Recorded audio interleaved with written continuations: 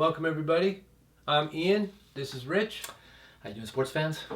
And we're just a couple of Canuckleheads talking sports. And today I have a little something I want to talk about, which I notice pretty much every year. And not just in one sport, but in several. And that is teams that are outside of the playoffs tank.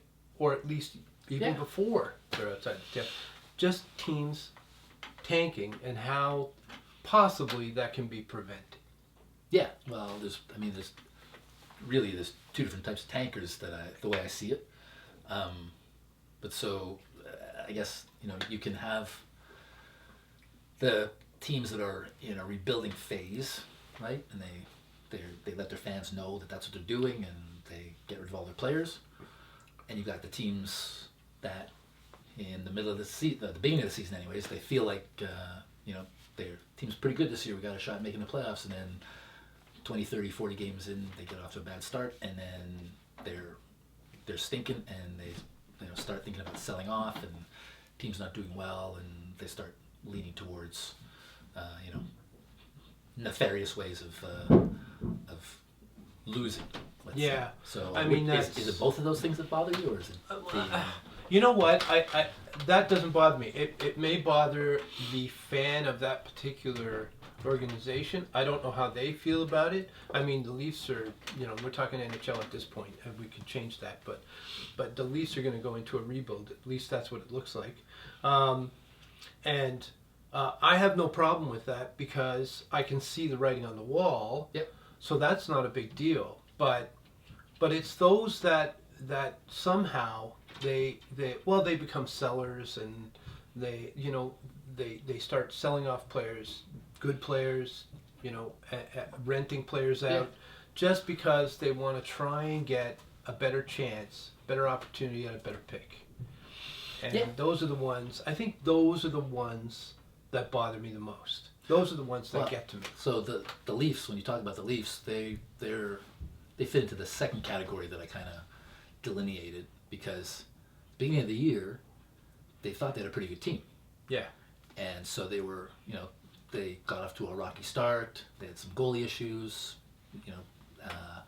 They, again, as I think I stated in a previous time we had a conversation about this, they tend to maybe overvalue the stock of their players. Right. Or the expected performance, because it's really not a stock issue until you're selling. And they pretty much let Marner go for something that didn't amount to maybe what they anticipated that they were getting to work with. I hear what you're saying. So the thing is that they fit into that category of teams that sort of make an about face, or considering an about face in the middle of the season, in terms of really going all out and trying to get somewhere in the playoffs or get to the postseason, and they have to start determining what they're gonna do, because they're expecting they're not gonna make it.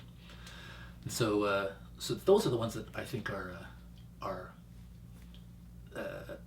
in need of some sort of a solution around that mid-season about face. I think maybe incentive is probably the best, like incentive to keep some players to maybe try and do some more winning, and we can look at the PWHL as a leader in that, because they've found a way to make a competition out of getting the first pick from their draft.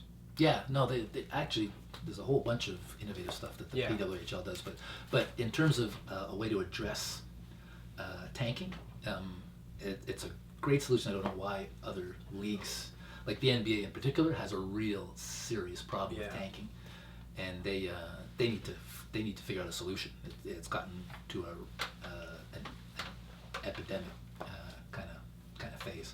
But so the PWHL, it's a fantastic solution, in that the way that it works is that teams that once they've been eliminated from playoff contention mathematically, which means that it's typically going to be much later in the season. It's not going to happen 20 games into the season, or a quarter of the way into the season, or halfway or whatever. Once they've been mathematically eliminated, then at that point it's in their best interest to win as many games as possible, because the team that, if I'm not sure I have this 100% correct, but I think so, the team that has the best winning percentage Right. after they've been officially eliminated from playoff contention is the team that is going to get the first pick. Gets the number one pick. So, which is great, because it means that, yeah, you got a, I was going to use the S word, shitty team. Once it's been determined that you're out of the playoffs, you've got to play competitive games. That's which is good for the league, it's good for Yep. the game, and it means it maintains the integrity of the season. You know what it's good for? It's good for the fans. Absolutely. You which know what I is- mean? It really is. No league is worth Yep. anything without the fans. Without the fans. And that's why there's fans sitting out there going, oh, geez. Like, you know, they're just Yeah. watching their team just. But the worst, like, that's why I bring up the NBA, because they're the most acute. The NHL suffers from it a little bit. It's a little bit different issue. I mean, and it's a pain. But the NBA is just, it's awful, because what they'll do. I mean, it happened recently that teams that have been tanking Yeah. to get the first or in the upper echelon of the draft. So like it's a pretty deep draft. So it's like 5 to 10 picks deep. Yeah. You're going to get a pretty good pick, is what it seems like based on scouting.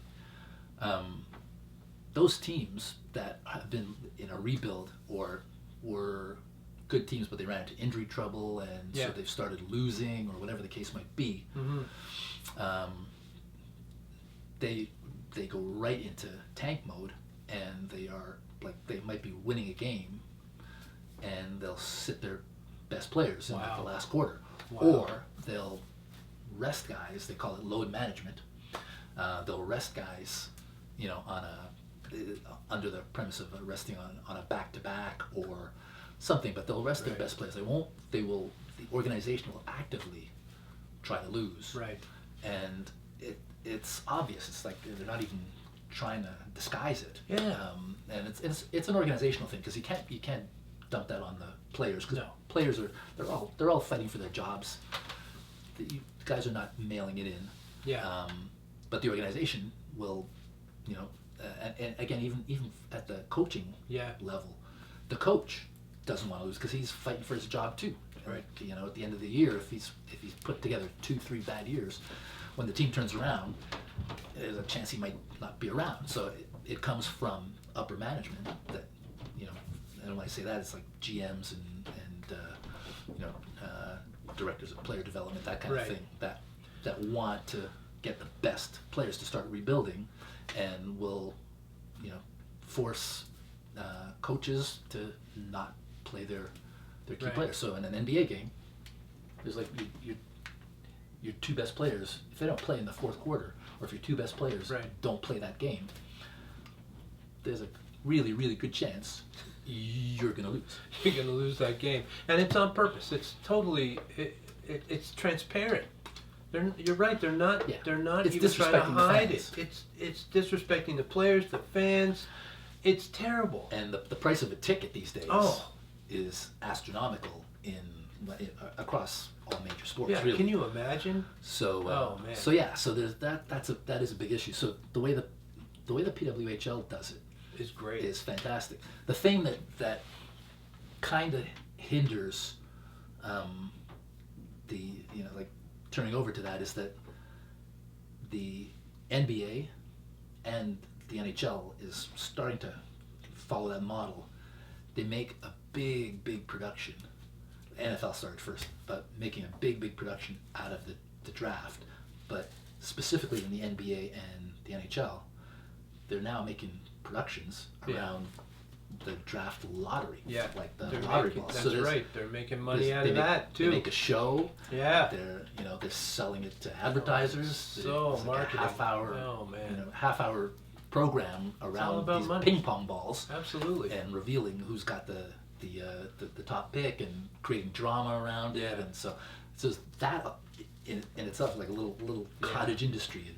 And of course, you do it. You take the PWHL model, and it eliminates that Yeah. completely, Because- because so and so, this team At the got end of the season, the best win It's percentage after they were eliminated. They're going to get the number one pick, and that's it. There's nothing they can do about it. and why the PWHL can do that without any without ruffling any feathers or worrying about losing money is that they've never established anything else. Yeah. Right from the get go. That's right. This is what we're doing. So That's what it's not like they're gonna lose revenue because they're cutting out or have to find a new way to sell this draft lottery show. It's it's marketing and marketing and money. It's all about the money. It's all about the do-re-mi. Follow the money. Here's the thing. What do you folks think out there about, tanking and how to solve it? What would you do? Yeah. Let us know. Anybody got any great ideas? Yeah, let us know. We'd love to talk about it. We would love to hear it. We might feature that on a future show. So for now, we're just going to say, please give us a like and a subscribe because that really helps the channel. And for that, till next time, keep shooting. See you next time.